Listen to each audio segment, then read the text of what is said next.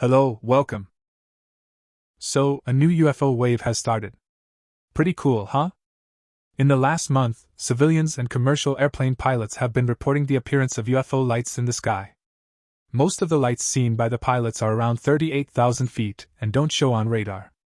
Also make note that their flying and blinking patterns are not consistent with satellites, since they come and go and change directions as they wish.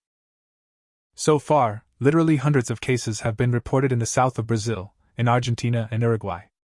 On one single November night, in Argentina, in less than 6 hours, researchers reported and recorded more than 100 UFOs. And now the phenomenon has moved to Northern America. So I thought I'd tell you about the time that the UFOs attacked dozens of cities in Brazil, and the army launched an official top-secret investigation to understand what was happening. And we only know about this because of the hundreds of witnesses and victims, and especially Capitan Uringi Holanda, who leaked official classified documents and pictures, and after 3 press interviews was found dead at his home. Before we jump to the facts, please don't forget to like and subscribe, it really helps the channel. Okay, so, let's go to it. Operação Prato, or Plate Operation, was an official military top-secret government investigation that happened in the Amazon in 1977. Between the years of 76 and 78, civilians, politicians and police officers in dozens of cities reported fireballs in the sky. Those fireballs started to chase humans, and at the peak activity, attacked people with lasers that were even able to go through house roofs and car tops. Those lasers were called by the population vampire lights since it sucked on their blood and energy. The attacks paralyzed the victims in extreme pain, making them sick for days afterwards, with numbness of body parts, tiredness, anemia, pallidness, nausea, vomit, dizziness, fever, headache, tremors, low blood pressure, and diarrhea. The attacks also marked the victims with 2 parallel holes and the skin around it burned. In a few cases there was the sighting of humanoids inside flying objects.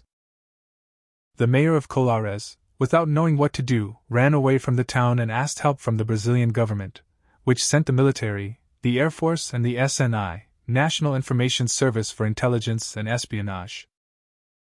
A team of more than 20 men with equipment, from the 1st Comer, was sent to investigate the region for 4 months. During the day, they would interview citizens and inspect landing sites, and at night they would observe the sky, photograph and film any different phenomena.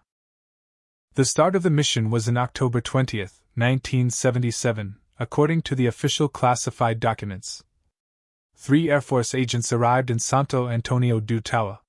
Sergeant João Costa, alias Ernesto, coordinator of the team. Sergeant Moacir Almeida, alias Luciano. And Sergeant Alvaro Santos, alias Galter. In an unmarked car, without uniforms and unarmed. Carrying portable radios. A Minolta SRT-101 camera. With a telephoto lens. Binoculars. A meteorological theodolite. And a voice recorder.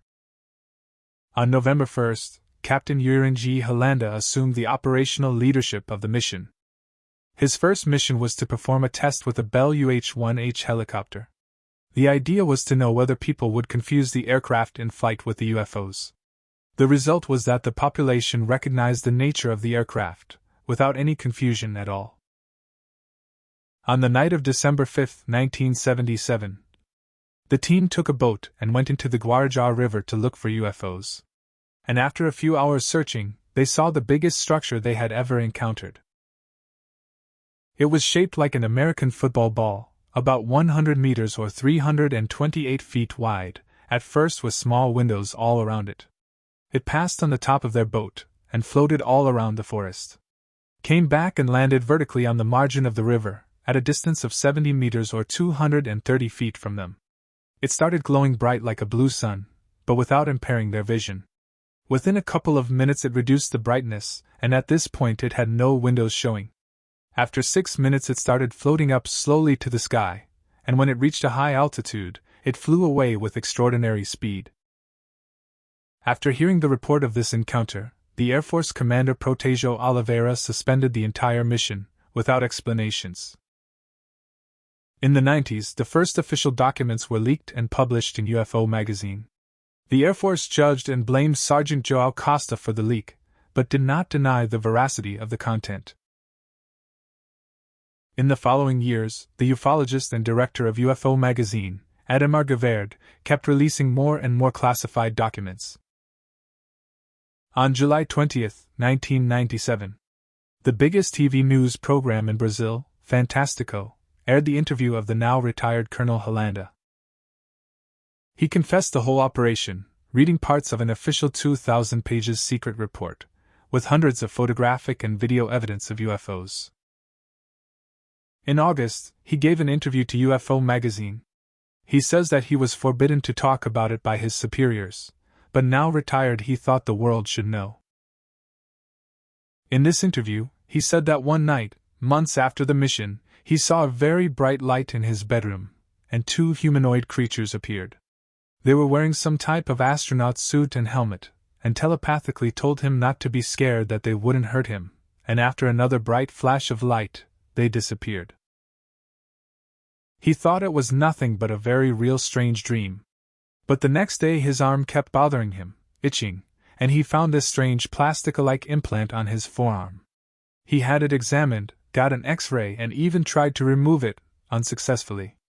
Another official, also part of the mission, found the same type of biological implant on his thigh. 2 months after this interview, Holanda was found dead in his house, hanging by a bathrobe tie, on his bed headboard. How tall can a headboard be? So, there you go, the biggest official UFO investigation in the world. And if it wasn't for those brave soldiers and reporters who leaked the story, documents and pictures, we wouldn't even know about it. So, what do you think? Like and subscribe. There are so many true stories I'm going to be posting on this channel. See you next time.